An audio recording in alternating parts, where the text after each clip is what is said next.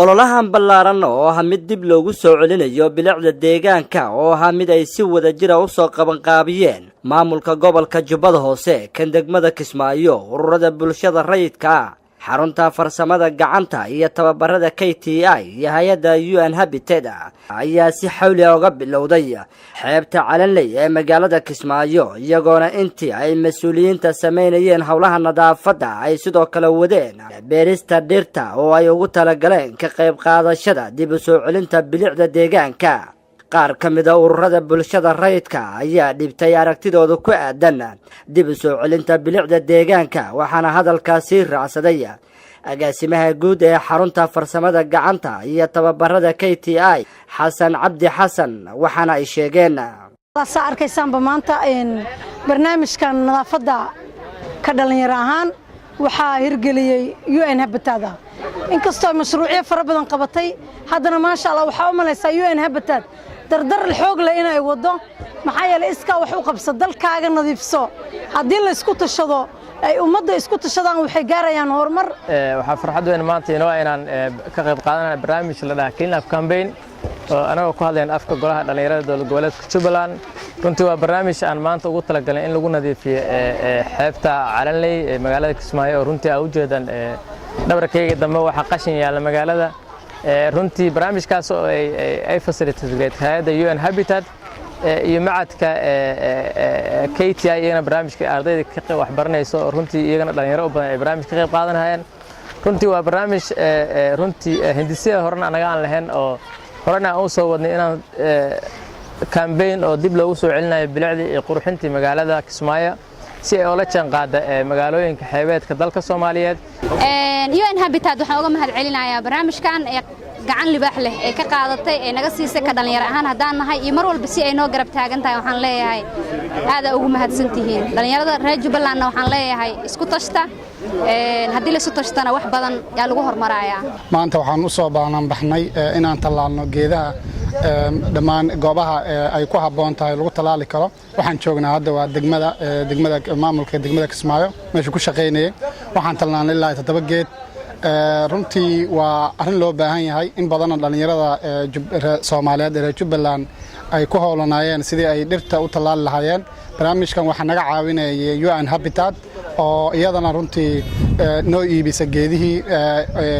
garabna nagu siisay inaan talaalno geedaha. waxaan ognahay ama KTI in badan ay ka qayb qaadataa wacyigelinta dadka. arrinta ka hadlayna maanta waa awareness-kaasna waxaan ugu talagalnay inaan ka wacyigelino dadka sidii loo heli lahaa bay'ad lagu noolaan karo oo ay ka maqan tahay nadaafad darrida, ay ka maqan tahay dhir la'aanta, ay ka maqan tahay waxa la yiraahdaa wasaqda caagadaha iyo bacda la mid ah. intaba waxaan rabnaa inaan la dagaalanno ka KTI ahaan go'aan waxay qaadatay inay ka qayb qaadato waa kulankii ama shirarkii ka socday saddexaad aan ku qabanna hadda oo lagu wacyigelinayo dadka intaasi sidii ay u noqonayaan laba hore oo volunteer dhacay oo annaga aan inagu si gaar aan isku xil saaray inaan ku horumarno deegaanka. kana waa kii UN Habitat ay naga caawisay. waxaan leenahay UN Habitat waxay tusaale fiican ba inay siisay ku dayasho mudan dadka ka soo qayb galay ee kontonka ruux ee maanta volunteeriga ah ama ururka dhalinyarada iyo ururka haweenka ay keeneen inta waxaan leenahay shaqo wacan. ugu dambeyn agaasimaha arrimaha bulshada ee gobolka Jubbada Hoose Jaamac Ugaas iyo gudoomiye ku-xigeenka arrimaha bulshada ee degmada Kismaayo Cabdi Barre ayaa bogaadiyay howlahan isxilqaanka ee dib loogu soo celinayo bilicda deegaanka. degmadiisa Kismaayo aan ka wadnaa nadaafad degmadii iyo dhammaan ururka dhalinyarada haweenka oo ku kulmanahay qaybaha bulshada oo dhan oo naga caawinaysa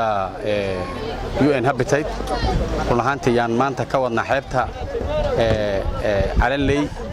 qaybteeda Qiilmawaaye. runtii meeshan muddo dheer baan qashin ka qaadnay wax badan. runtii qashinkiina sidii ugu socdaa. waxaan ka codsanaynaa dhammaan dadka shacabka Soomaaliyeed ee degan magaalada Kismaayo inay xeebta ka daayaan qashinka sababtoo ah meeshan waa meel bilicdii magaalada meeshii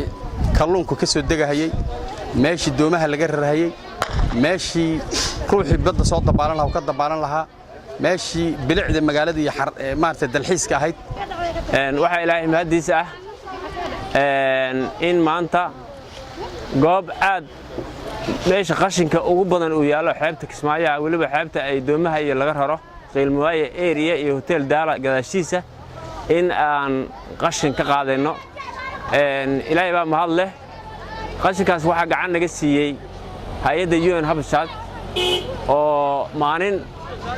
hal maalin ah oo qashin aan aruurinayno dhirna aan talaalayno ayay nagu caawisay